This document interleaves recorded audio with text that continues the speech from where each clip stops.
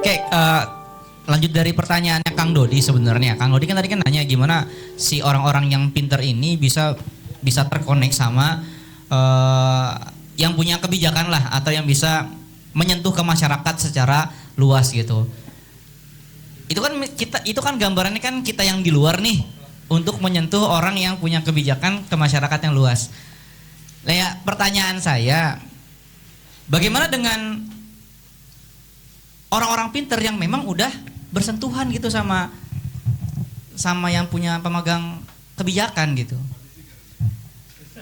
Maksudnya dampaknya sebagaimana besar gitu efeknya? Misalkan dari penelitian tadi kan Pak Desika terkait temannya Pak Desika tuh yang longsor tadi gitu ya. Itu seberapa dampak penelitian longsor itu dengan keadaan morfologi yang ada di Indonesia misalkan gitu? Dan itu apakah masuk ke tingkat kebijakan atau penanggulangan dan sebagainya? Misalkan, maksudnya dulu saya pernah nanya waktu zaman SMA sama kakak kelas saya gitu, dia masuk IPB juga, Bogor. Di kan pertanian ya, itu memang nggak ada penelitiannya atau sebagainya. Pas saat itu 2015, kita lagi gede-gedenya impor beras dari beberapa negara tuh. Kok kita punya institut pertanian yang segitu besarnya, tapi kita tetap impor gitu? Kenapa gitu saya tanya. Itu waktu ada kunjungan kampus Expo dan dia pun tidak bisa jawab karena mungkin masih semester 1, semester 2. Jawabannya akhirnya saya temukan setelah saya kuliah. Oh ternyata begini gitu ya. Ya banyak intriknya aja lah gitu ya. Jadi penelitian. Coba, tapi saya pengen tahu maksudnya.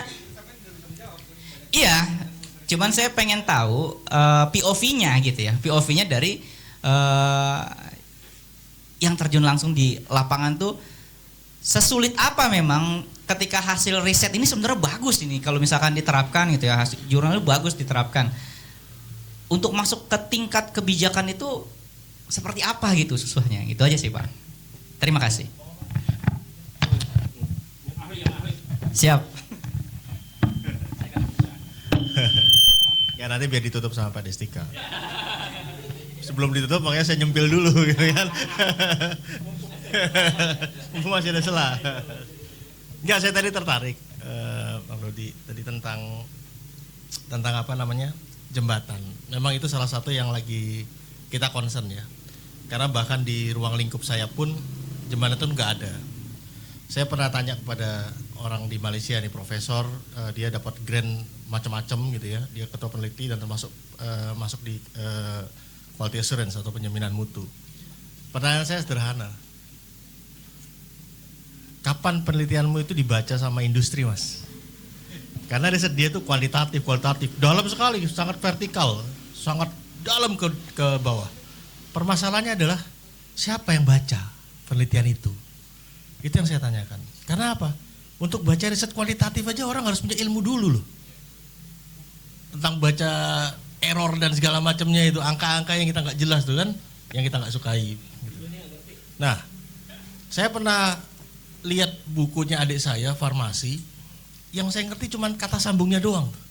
Sisanya pakai bahasa Latin. Nama-nama obat tuh ngeri, nama-nama senyawa dan segala macam itu pakai bahasa yang bahkan nggak ada di kamus Indonesia dan tidak bisa dibahasa Indonesiakan. Itu saking mengerikannya dunia pendidikan kita. Tapi problemnya adalah orang-orang di Indonesia masih di level permukaan. Semuanya di permukaan. Simpelnya gimana deh? Ya tadi 78 5 ya. Turun dikit lagi jadi gorila gitu. Nah, itu problemnya. Artinya apa? Orang-orang di akademis itu ya onani sendiri, Mas. Ya kan? Enggak nyampe muncratnya tuh ke masyarakat tuh enggak ada gitu. Enggak tumbuh jadi apa-apa gitu loh. Langsung aja masuk ke. Karena apa? Dialognya terjadi hanya di ruang homogen. Matematika ya dengan matematika. Ya kan? Riset kedokterannya yang tahu dan baca, yang datang konferensinya ya orang-orang dokter. Kita masuk ke sana ya cuma ngomong aja, nggak ngerti apa-apa. Gitu. Itu yang terjadi. Jadi kalau tadi dibilang jembatannya, memang belum ada. Saya sederhana aja, bahasa saya adalah polisinya di siapa sih sebenarnya? Ini yang nyempit orang-orang akademis ini siapa? Yang nyempit orang-orang industri ini siapa? Karena nggak pernah ada tuh dialog yang terjadi antara akademisi dengan industri yang secara terbuka. Yang ada adalah pengabdian masyarakat, bentuknya kita datang suruh bantu UMKM dan lain sebagainya. tapi tidak dengan bahasa yang mereka bisa mengerti. Kalau kita pakai bahasa yang mereka mengerti, ya mereka nggak akan ngerti gitu kan. Dan ilmu itu nggak akan nyampe semuanya. Karena orang belajar aja di S1 butuh 8 semester. Lah mana bisa dengan cuman sarasehan atau seminar yang cuman 2 jam tiba-tiba ilmunya aha gitu kan. Nggak akan mungkin. Itu udah logika aja, apalagi 80-an gitu kan IQ-nya, nggak bisa gitu, terus terang aja. Jadi kalau kita bicara tentang jembatan, ya memang nggak ada jembatannya. Lah sekarang kalau kita tanya peran pemerintahnya di mana? Lah yang tadi saya bilang itu tentang rekayasa genetik dari LIPI, setiap kali dia nego ke pemerintah, pemerintah selalu tanya, ini 4 tahun selesai nggak? Orang gila. Mana ada di setiap itu 4 tahun selesai? Urusan pendidikan aja, setiap ganti menteri, ganti kebijakan, ganti kurikulum. Lah yang kurikulum sebelumnya nggak dievaluasi, iya kan? Kebijakan sebelumnya nggak ada yang istilahnya menggunakan dan mengevaluasi. Tahu-tahu muncul program baru. Semua pengen ada legacy. Jadi artinya ketika orang ingin menanam modal investasi akademik, ilmiah yang sifatnya adalah perubahan skala besar dan berkelanjutan, itu hampir dipastikan tidak mungkin di Indonesia dengan sistem pemerintahan yang seperti ini. Jadi kalau kita mau melakukan sesuatu, yang pertama kalau saran saya bikin ground up dari bawah. Ya gerakan akar rumput itu akan selalu lebih kuat dibandingkan kita menunggu adanya keajaiban dari Tuhan untuk mengubah mentalitas para pemimpin kita. Susah. Harapan-harapan itu akan susah terjadi. Kenyataan di lapangan seperti itu. Jadi makanya kalau kalian dari mahasiswa atau pelaku-pelaku industri, militan aja udah. Sederhana. Nunggu anggaran, boro-boro anggaran, program aja belum tentu lancar. Jadi problemnya adalah sekarang gap yang terjadi di akademisi itu hanya bisa diakses oleh akademisi dan itu hanya tersimpan di repositori kampus-kampus kalian. Kampus IPB dengan segala riset yang supernatural itu yang sangat-sangat luar biasa keren dan berbasis riset yang luar biasa proven, selama itu nggak terhilisasi, nggak tersentuh oleh industri, nggak akan jadi apa-apa. Mereka hanya fokus pada menghasilkan lulusan. Di akademisi itu sifatnya adalah kalian lulus itu berhasil mereka, sudah selesai. Apa yang kalian lakukan kemudian dievaluasi dan kemudian direalisasi, apalagi dihilirisasi, itu hanya 0,000000 berapa gitu. Nggak ada. Karena saya sendiri termasuk orang yang suka bawa hasil riset tugas akhir dari teman-teman langsung ke industri. Jadi industri itu adalah polisinya dan jembatan yang saya lalui adalah bukan langsung ke industrinya. Kalau dengan jaringan saya memang bisa langsung ke industri. Tapi mostly adalah melalui asosiasi. Tapi asosiasi juga ujung-ujungnya duit juga. Mereka dapat apa? Jangan dikira organisasi-organisasi dunia yang dikatakan NGO, itu nggak profit oriented, profit sama. Gitu. Basnas apapun itu profit itu, duit itu untuk mereka. Nggak mungkin mereka bisa 100% dikeluarkan kecuali 10%. Gitu kan. Saya suka prinsipnya malah di Masjid Jogokarian itu bagus banget. Ketika saya ke sana itu benar-benar dana yang masuk hari itu subuh harus sudah keluar semua gitu, nol lagi gitu, luar biasa itu. Jadi kenapa kalau ada yang ditahan maka itu adalah kita nahan pahalanya orang, gitu, sederhananya gitu. Jadi kalau kita bicara tentang bagaimana yang punya pengalaman atau praktis ini kemudian bisa turun ke masyarakat, ada beberapa cara. Yang satu adalah kita manfaatkan setiap perusahaan itu ada namanya CSR. Nah, CSR itu kita gandeng ke Desa Rumpin, misalnya kayak gitu salah satunya. Gitu. Yang kedua, asosiasi, komunitas, akar rumput, kita kerahkan. Itu yang kedua, mereka bisa jawab. Gak usah ngandelin program pemerintah. Program pemerintah itu udah gak jelas gitu kan, jadi percuma kita nungguin. Nah, saya anti pemerintah memang. Pemerintah gak pernah ngasih makan saya. Saya kerja dengan keringat saya, bukan pemerintah. Justru pemerintah tuh makan keringat saya. Gitu kan. Iya, coba sekarang. Satu orang bayar pajak berapa per tahun? Kalau saya hitung-hitung, ada kali 20 juta, 30 juta pajak kita untuk mereka gitu kan, dari keringat-keringat kita. Apalagi Prof ini bisa 100 juta sendiri pajaknya doang yang dipotong gitu kan. Tapi kan dia ikut makan pajak gitu, jadi nggak apa-apa lah. Karena mau sharing dengan kita, nggak semua orang pemerintah mau sharing dengan kita. Nah yang kedua tadi setelah menggerakkan komunitas atau ekosistem yang ada di wilayah sekitar atau akar rumputnya, maka gandenglah orang-orang yang punya ilmu. Nah punya ilmu itu siapa? Akademisi. Dapat dari mana akademisi? Setiap kampus pasti punya tadi. Nah LPPM, Lembaga Pengabdian kepada Masyarakat. Itu gandeng masuk. Nah itu bisa, tapi tidak perorangan yang masuk. Tapi daerah melalui tadi bisa komunitas, bisa melalui desa kalau desanya mau ya. Itu bisa masuk, bisa mengajukan. Nah, 3 cara ini bisa kita lakukan sebenarnya. Tapi kalau mau konsisten, tembakin aja dulu fokus ke satu. Ya, misalnya kampus-kampus sekitar sini, masukin aja tembak dulu. Kampus saya juga ada kok di Desa Keranggan dan lain-lain itu turun mahasiswa-mahasiswanya. Itu bisa dimanfaatin gitu. Nah, kalau kita nungguin tangan dewa, tangan Tuhan gitu ya, ini akan jalan. Walaupun di sini juga ada pegiat-pegiat ya yang katakanlah punya akses ke modal apa tadi Pak Manur katanya kapital.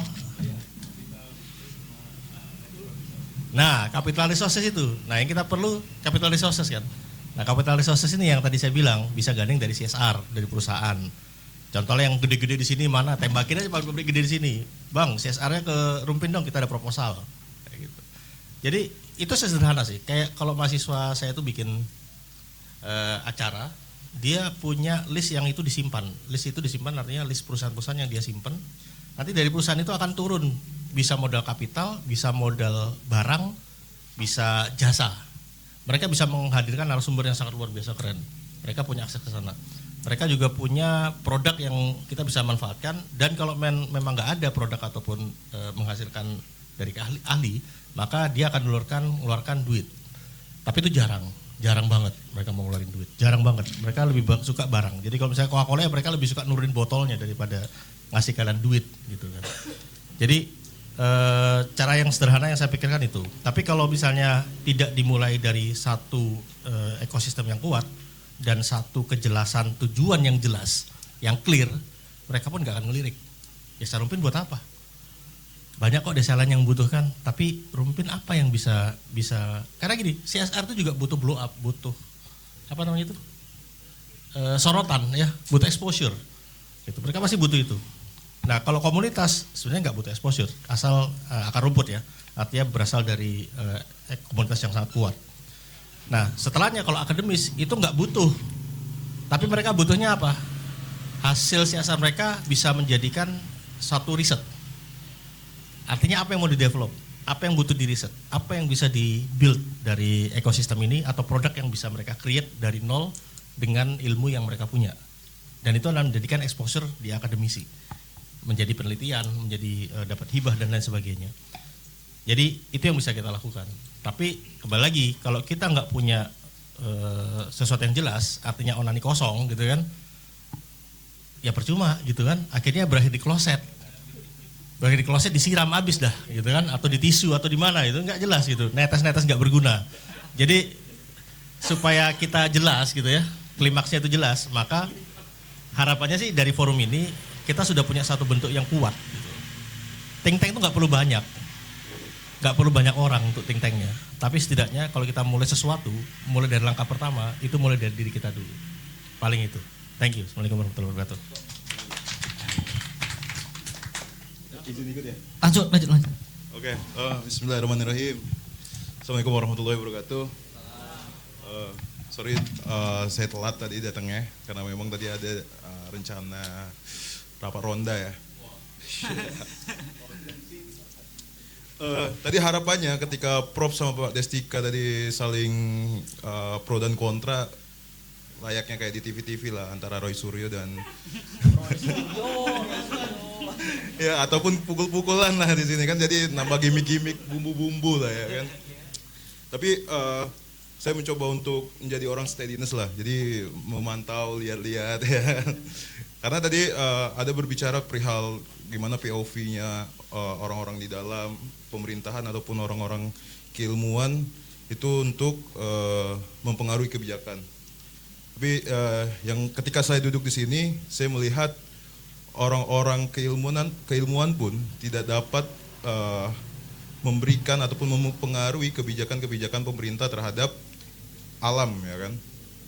Karena selama orang-orang seperti Pak Destika, Prof. Oji itu belum memegang ataupun sebagai pemangku kebijakan, sepertinya Indonesia ke depan tetap tidak akan baik-baik saja. Karena apa? Karena di zaman Soekarno pun para pemimpin kita itu kan orang-orang terpelajar, pintar, keluar negeri. Dan mereka walaupun orang kaya pun mereka ikut berjuang untuk republik, untuk mencerdaskan kehidupan bangsa, untuk menjaga alam, menjaga negara. Tetapi kan semakin kesini kita tidak melihat konsistensi yang ada di pemerintahan ketika pergantian pemerintahan tersebut tiap 5 tahunnya ataupun 10 tahunnya. Jadi walaupun misalkan kita memiliki banyak orang-orang cerdas, pintar, profesional di dalamnya, tapi yang memiliki kebijakan itu adalah orang-orang tamak, ya kan, penjilat. Ya bagaimana kita bisa menyelesaikan masalah? Kita di sini mengumpulkan ide, gagasan, ya kan, bagaimana bisa kita untuk berkontribusi untuk alam, berkontribusi untuk daerah, berkontribusi untuk lingkungan sekitar kita. Tetapi orang pemangku kebijakannya bukan orang-orang pintar, orang-orang cerdas ataupun orang-orang profesional di sana. Ya udah, nol aja tetap. Karena kita memiliki banyak universitas-universitas yang memang diarahkan, misalkan kayak IPB, orang-orang akan tahu itu pertanian. Tetapi kan seperti kayak abang bilang tadi, kenapa kita beras saja harus impor? Apakah IPB tidak bisa membuat beras lebih banyak dengan rekayasa-rekayasa genetik yang ada gitu kan? Kenapa memilih untuk impor? Berarti di situ dalam sudut pandang saya sebagai orang marketing, karena itu akan ada cuan-cuan lebih, ya kan? Karena memang pemerintah kita bukan memikirkan ekosistem ataupun kesejahteraan rakyatnya, tetapi mereka memikirkan persentase-persentase ketika beli dari luar untuk masuk ke kantong mereka. Jadi selama orang-orang cerdas tersebut tidak memegang pemangku kebijakan, ya udah, ya kayak gini-gini aja. Contohnya aja Anies Baswedan kalah, ya kan? Pokoknya saya Anies Baswedan lah orangnya. Karena ketika kita melihat itu aja, orang cerdas aja bisa kalah dengan jogetan aja, ya udahlah, kita sudah nggak punya mimpi lagi untuk republik ini. Karena saya orang Sumatera, walaupun area saya tidak banyak berdampak terhadap bencana lingkungan yang ada di Sumatera Utara, Aceh, dan Padang. Kalau misalkan dari orang-orang Sumatera tersebut ada yang berteriak untuk referendum, saya ikut. Karena saya sudah jengah dengan republik ini, ya. Karena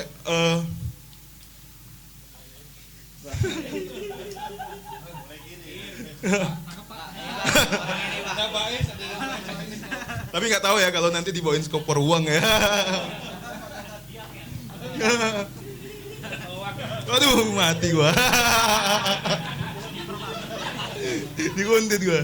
Alamatnya mana? Alamat di GTS.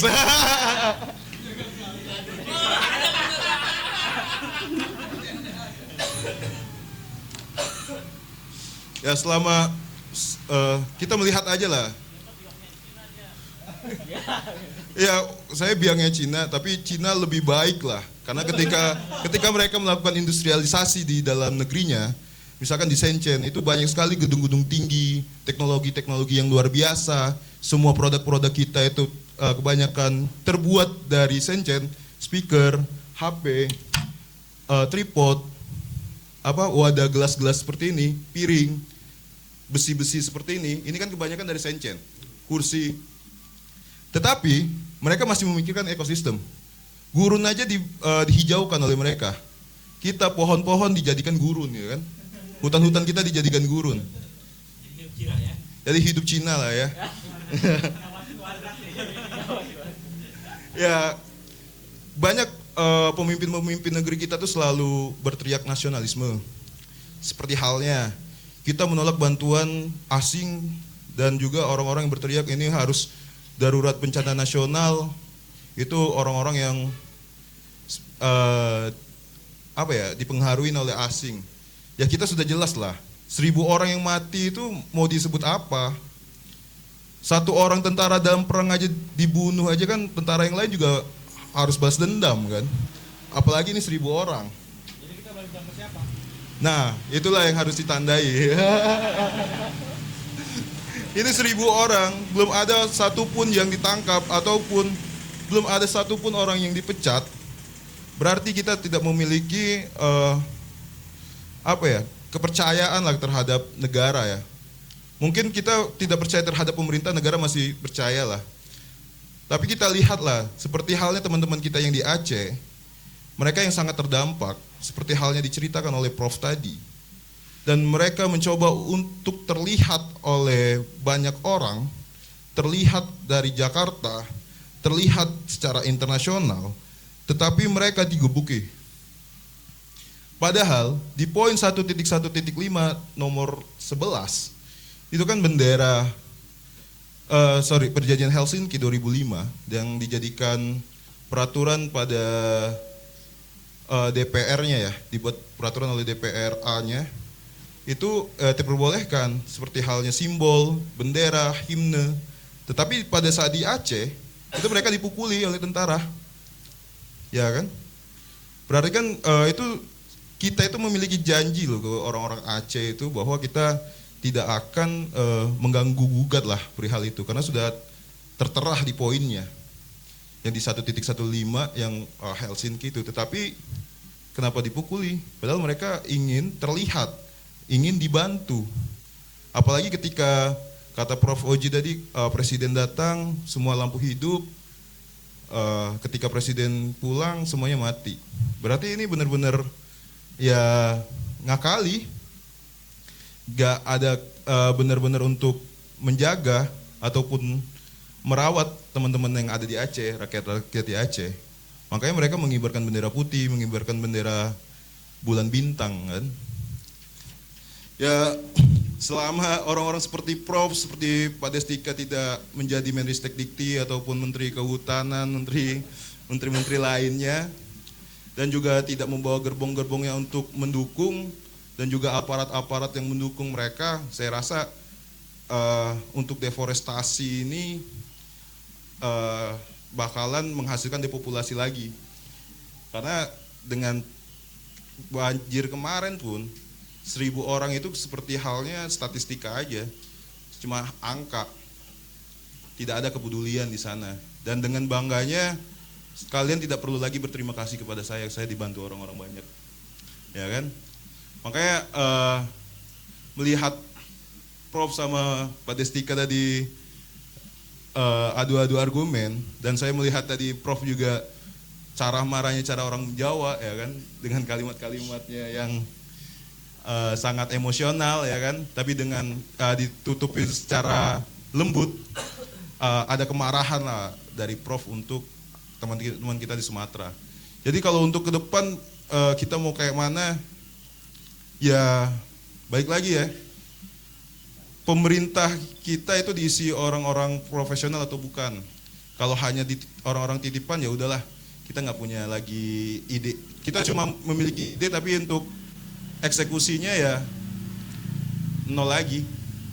Nanti kita juga sampai ke puncak pun nanti banyak tawaran-tawaran ataupun intimidasi-intimidasi lagi.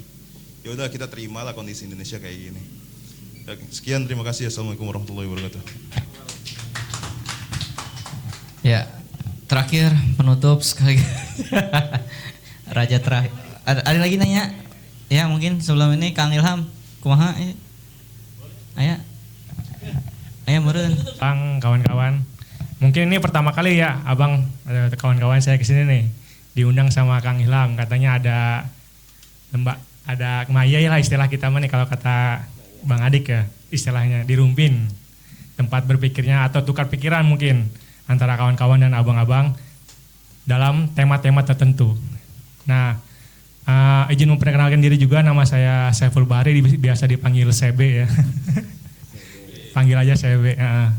Mungkin saya tidak akan kemana-mana, bahasanya sesuai tema mungkin ya, ekosistem. Ekosistem mungkin itu pelesetan atau apa ego manusia ya terhadap ekosistem.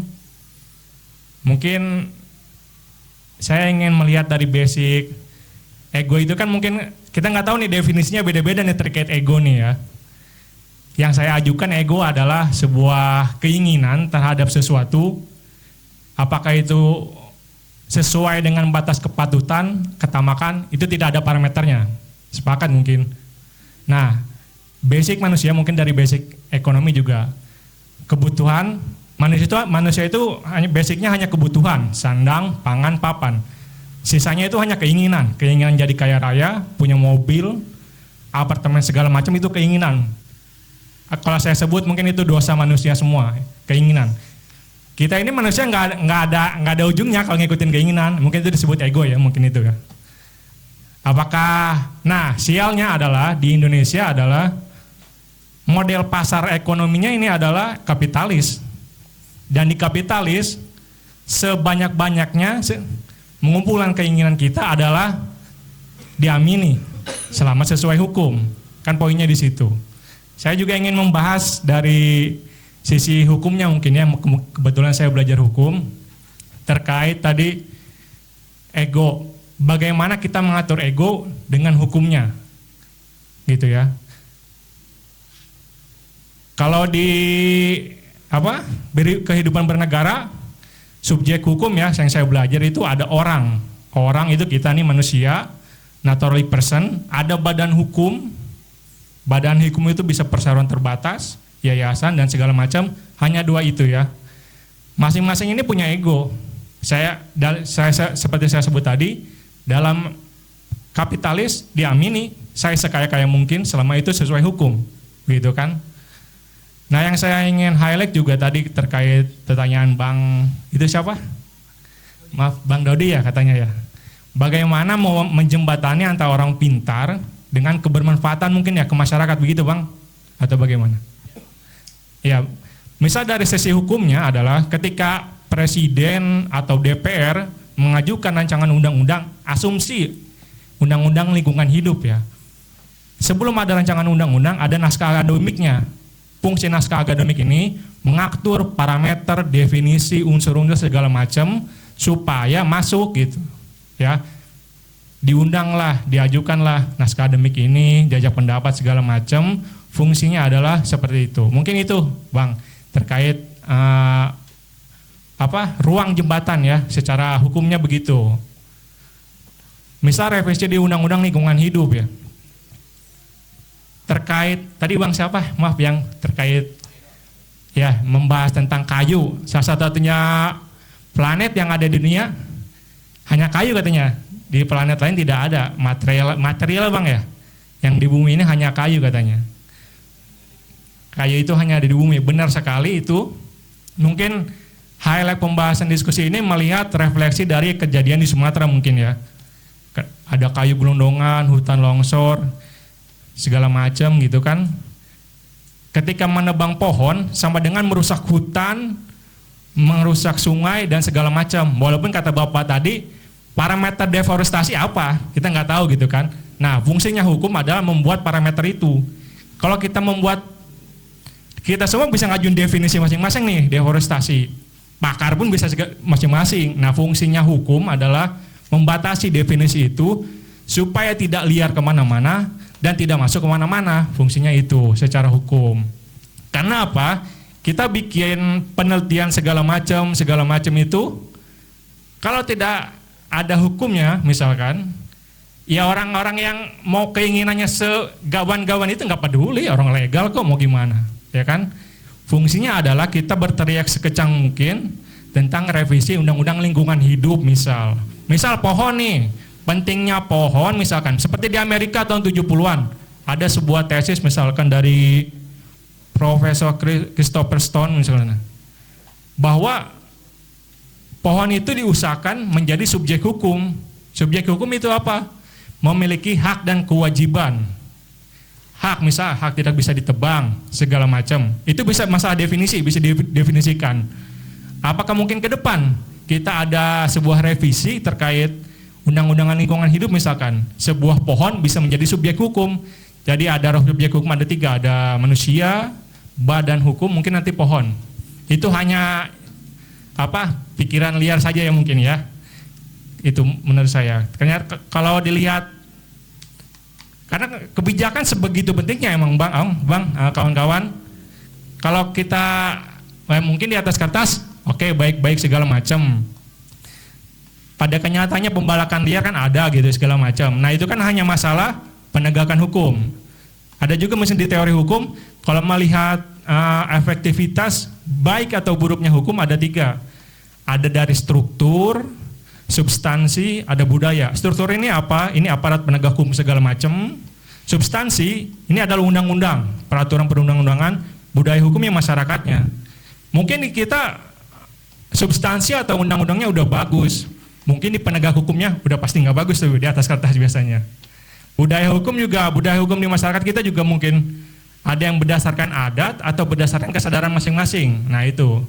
Tapi poin penting saya adalah, kalau dari sisi saya mungkin ya, lebih galak teriak tentang mungkin revisi lingkungan hidup segala macam, karena pada akhirnya kebijakan publik yang pegang, pemerintah yang pegang, kita mau diskusi penelitian segala macam juga itu berguna hanya untuk kita, tapi ketika musibah kita kena juga gitu, mau gimana. Mungkin itu poin dari saya ya, mohon maaf apabila ada kata-kata yang kurang. Terima kasih, saya kembalikan ke moderator.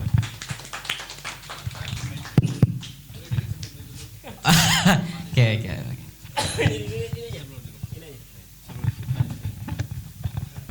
Dikit aja sebelum ditutup. Memang kejahatan yang paling kejam itu kejahatan menggunakan undang-undang atau hukum. Cipta kerja itu yang tadi saya bilang, pembalak dan pelaku penanam sawit liar ya, ataupun perusahaan yang memaksakan pembalakan hanya dikenakan denda. Itu di Cipta Kerja pasal 10A B gitu. Terus saya pengen sedikit yang tadi yang longsor kenapa bla bla bla, kebijakan ada enggak gitu ya. Itu memang seharusnya ada apa ya? Ada komennya dari atas, tapi ternyata kan di lapangan nggak ada. Jadi kita hanya melakukan ketika di lapangan ketemu sama orang BNPB, lalu ketemu sama orang PUPR, hanya menginfokan bahwa di sana ada longsor, ada ini, udah selesai. Dan kami nggak tahu apakah itu akan ditembus atau enggak, kita nggak tahu. Itu nanti urusan PUPR sama PNBP. Harusnya itu dikomen satu orang di satu titik gitu. Jadi kita melapor, dia langsung komen ke PUPR, jadi langsung sana gerakin sana. Harusnya begitu. Lalu kemudian setelah kami selesai, kami kan pamitan sama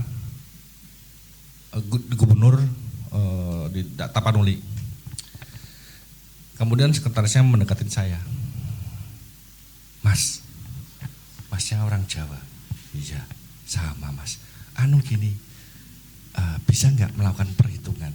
Kira-kira kalau buat jalan yang sebelah kanan itu habis berapa triliun ya mas ya? Nanti saya kasih WA-nya. Tolong dihitungin mas. Kan gila itu. Penyelesaiannya bukan pada jalan yang benerin, tapi dia lebih memilih pada bikin jalan baru. Maksudnya itu, ini kan udah ada jalan baru, tinggal dipasang mungkin talup apa di bukit-bukit, harusnya lebih selesai. Dan dia lebih memilih ketika saya memberikan ide jalan baru di tempat yang lain dan mungkin menghasilkan duit yang lebih banyak gitu. Itu yang kasus ini. Kemudian masalah penelitian begini, di Indonesia ini nggak ada. Saya sering ngomong ini sama teman-teman yang lain, nggak ada yang namanya industri turunan. UMKM kita itu semuanya mengandalkan dari APBN. Mereka makan dari APBN. Contohnya UAV, bikin rudal, bikin apa, itu yang mengandalkan proyek dari pemerintah, dikembalikan ke pemerintah, nggak pernah keturun ke bawah. UMKM yang muncul itu seperti itu, mereka hidup seperti itu. Ada mungkin beberapa riset yang langsung dikasih turunan seperti arsinum yang tadi yang ditaruh di Aceh Tamiang itu bermanfaat.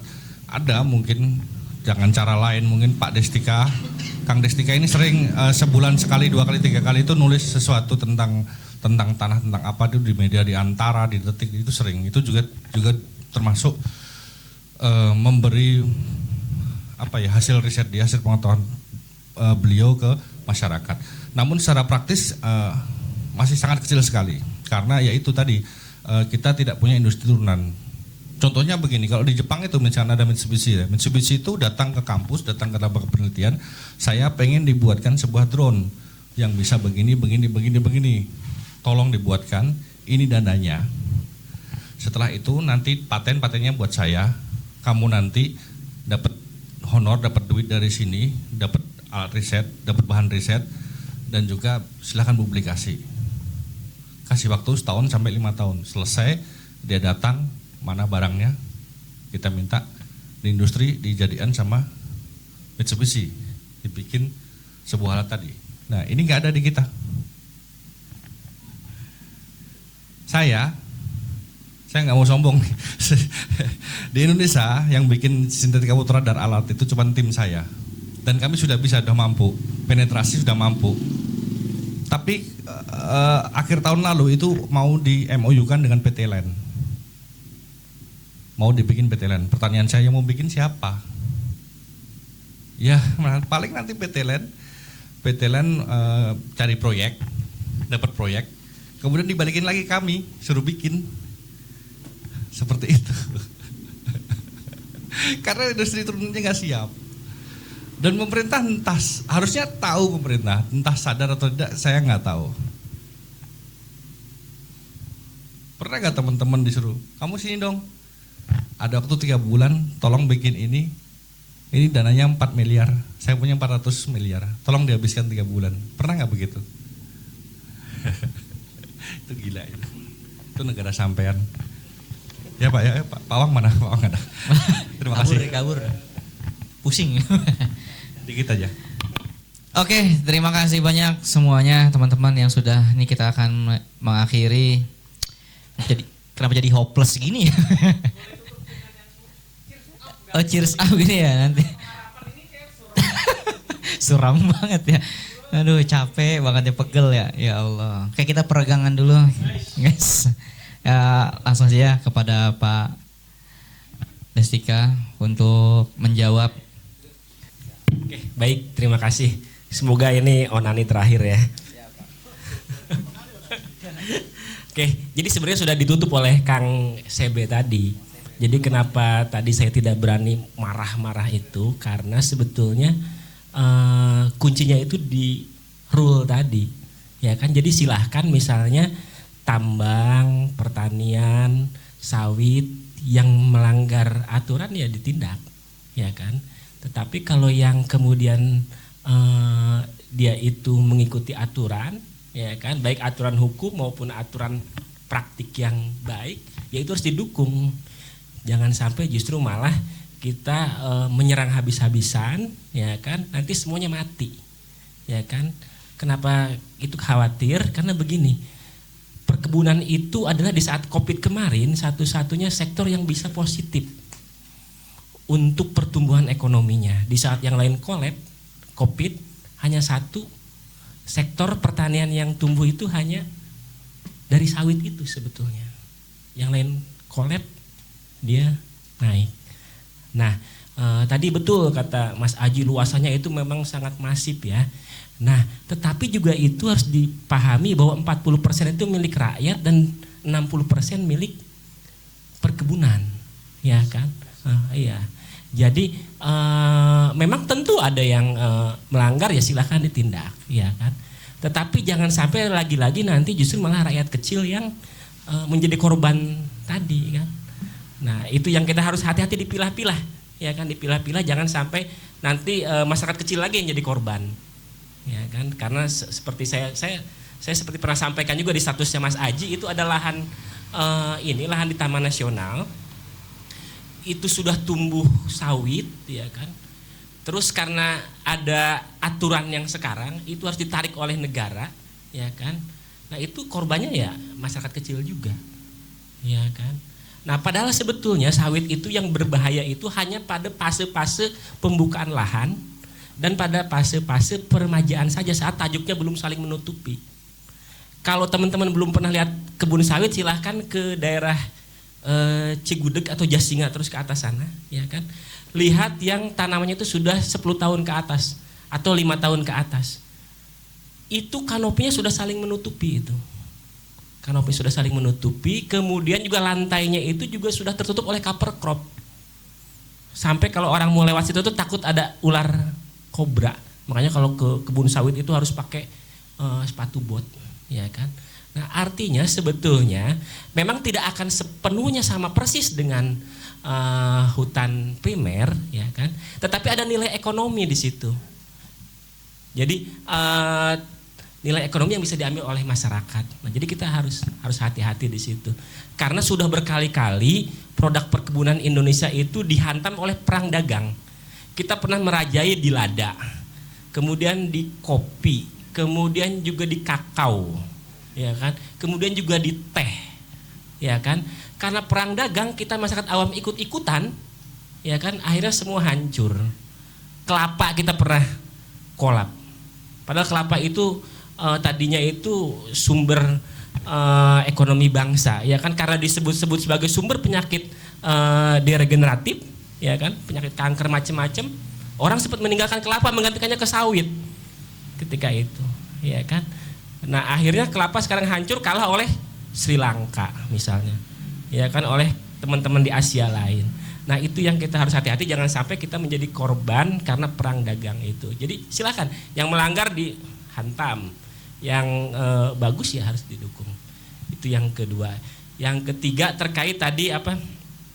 Bagaimana menyambungkan antara pengambil kebijakan dengan akademisi. Tadi udah dibahas oleh Pak Rijaldi ya. Jadi gini, sampai kiamat pun tidak akan pernah bisa sampai. Ya. Jadi dari zaman Plato dulu ya kan, dengan penguasanya itu selalu ada gap antara ilmuwan dengan penguasa, ya kan. Karena ketika orang itu sudah berkuasa itu, apalagi untuk Indonesia itu kompleks sekali. Tidak akan terpikir hal-hal seperti itu. Hal-hal yang untuk lingkungan, untuk macam-macam. Satu-satunya cara ada dua sebetulnya. Yang pertama adalah advokasi. Ya. Dan advokasi itu nggak bisa kita hanya nulis di koran atau bikin naskah akademis, nggak bisa, tapi harus dikawal. Jadi disampaikan ke pengambil kebijakan, harus dikawal, dan itu orang-orang yang seperti itu sangat susah. Serius mengawal perubahan itu sangat susah, ya kan. Nah, itu. Jadi advokasi itu harus dilakukan. Nah, kemudian yang kedua, tadi saya bilang ada dua ya. Yang kedua, kalau Nurholis Majid itu sering bilang begini, masyarakat madani. Dulu tahun-tahun 98 ya, 98 ketika reformasi ada masyarakat madani. Jadi konsep masyarakat madani itu adalah keseimbangan antara pemerintah dengan masyarakat sipil. Jangan sampai pemerintah kayak Mas Aji ini sangat kuat. Kayak Pak Awang tadi sangat kuat, nggak boleh itu. Karena berbahaya, pemerintah terlalu kuat itu berbahaya. Ya. Karena akan cenderung otoriter. Ya, Pak Wawang ya. Ya. Nah, jadi harus kuat. Ya. Harus kuat.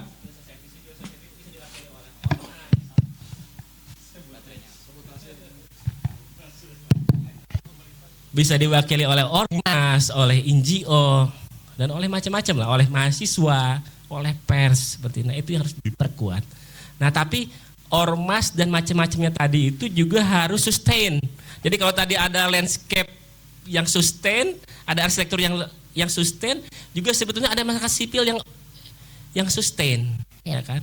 Jadi benar tadi kata Mas Rijaldi, NGO itu juga mengambil uang sebetulnya.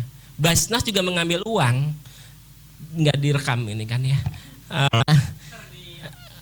Ntar dihapus ya. ACT juga mengambil uang, ya kan.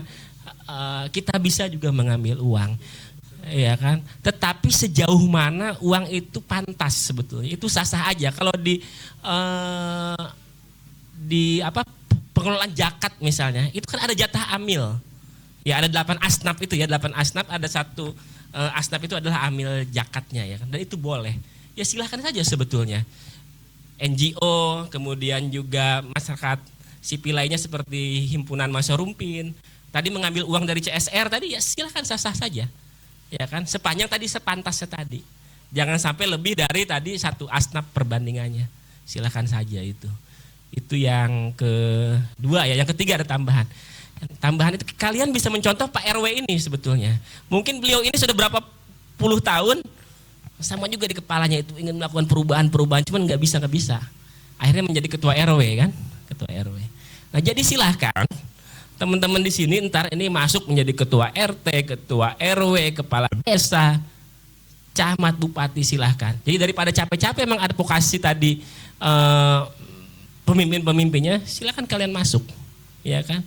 Jadi ntar ini misalnya Kang tadi, aduh jadi lupa saya tadi. Kang siapa? Kang Apip jadi kades di mana, ya kan? Ilham jadi kades di mana, ya kan? Kang Sebe jadi kades di mana? Saling ini bersatu, Bogor akan maju, ya kan? Ketua dewannya ntar Pak RW misalnya kan, ya kan? Iya, jadi silakan infiltrasi ke yang bisa kalian lakukan, ya kan? Jadi selain civil society, Kang Adik juga sama, misalnya jadi apa kades Sukamulya misalnya kan, ya begitu, ya. Harus masuk STPDN ya, iya. Tapi yang jelas nanti seperti Pak RW juga, ternyata setelah masuk RW juga susah ya Pak RW ya melakukan perubahan itu ya, karena di Indonesia itu saling mengunci sebetulnya, saling mengunci. Ketika jadi RW ngerasa kita jago, begitu jadi kades, oh ternyata susah karena lebih kompleks. Begitu jadi kades, jadi camat, oh ternyata susah, sangat kompleks. Jadi memang kumpulan-kumpulan seperti ini yang sangat bermanfaat karena saling menyemangati. Ya jadi mudah-mudahan ntar sampai ntar Kang Apip ntar jadi bupati ya, saya masih bisa menyaksikan lah ibaratnya kayak gitu. Oke, gitu mungkin ya. Semoga ini onani terakhir. Terima kasih. Wassalamualaikum warahmatullahi wabarakatuh. Waalaikumsalam warahmatullahi wabarakatuh. Sekali lagi tepuk tangan buat kita semua teman-teman yang sudah hadir dalam forum diskusi. Mungkin kesimpulannya ini sudah sangat kompleks gitu ya, apa yang sudah kita lakukan dari berbagai macam sudut pandang. Tadi saya sangat suka sekali dari perbedaan, tiba-tiba ada friksi gitu ya dari bapak-bapak profesor gitu ya. Jadi saya menjadi golongan tengah lah, jadi akhirnya oh ternyata ada yang bisa banget kita kritisi, tapi ada yang boleh kita berikan izin dan sebagainya. Tadi juga dikasih perspektif hukum, saya jadi ingat lagi mata kuliah saya tentang ilmu hukum, dijabarkan lagi sama Kang Sebe. Terima kasih banyak Kang Sebe. Saya kelamaan jadi guru, jadinya ilmu hukumnya lupa saya gitu ya. Dulu saya dapat ilmu hukum sekitar berapa persen gitu ya dari kuliah saya. Kang Sebe sangat menguasai dasar-dasar hukum di Indonesia dan juga kejelimetannya sebenarnya ya. Jadi capek gak sih Kang Sebe ya? Kalau kita belajar hukum tuh kayak ngupas bawang gitu. Semakin dalam semakin pedih gitu ya. Ternyata dasen desolennya terlalu pekat gitu di kita gitu ya. Demikian teman-teman semua, mungkin request ya bulan depan mah mungkin cerita masing-masing aja kali ya gitu ya. Cerita sukses, tahun depan gitu ya. Cerita sukses masing-masing gitu ya. Ini berat banget nih gitu, capek saya. Ya. Takutnya disfungsi karena terlalu banyak onani gitu kan. Jadi malam ini teman-teman semua, walaupun kita sudah terlalu banyak mengeluarkan dan belum jadi-jadi gitu ya, saya harap perkumpulan kita akan menjadi perkumpulan yang sangat besar, perkumpulan yang bisa menghidupkan akal dan pikiran dan juga tetap menjaga tali silaturahim. Alhamdulillah perkembangan perkumpulan kita sekarang ada makanan yang mewah gitu ya teman-teman ya. Mungkin nanti bulan atau tahun depan ada prasmanan kata Kang Endu nanti. Ya terima kasih banyak bapak-bapak yang ya Mas, yang sudah menyediakan apa namanya ya, sumbangsi energi kita dalam. Iya nih. Kurang berkah apa gitu ya, tepuk tangan lo buat narasumber kita. Iya ya, luar biasa. Ya, pesan saya buat teman-teman semua, mari kita ajak kawan-kawan kita yang memang mungkin sefrekuensi atau memang suka dalam forum-forum diskusi seperti ini. Jadi nanti walaupun kita bukan menjadi barang jadi atau output segala macam, tapi buah pemikiran kita ini akan hidup terus, sustain juga, berkelanjutan dan seterusnya. Boleh ajak adik-adik yang mungkin baru meletek dan baru ngerti. Wah, ini seru juga ya ternyata di sini ya. Karena biar nanti kita nggak jadi gorila kayak gitu ya, biar IQ-nya tetap meningkat dengan forum-forum seperti ini. Mungkin itu saja, sekian dari saya. Kurang lebihnya mohon maaf. Billahi taufiq wal hidayah. Assalamualaikum warahmatullahi wabarakatuh. Sayonara.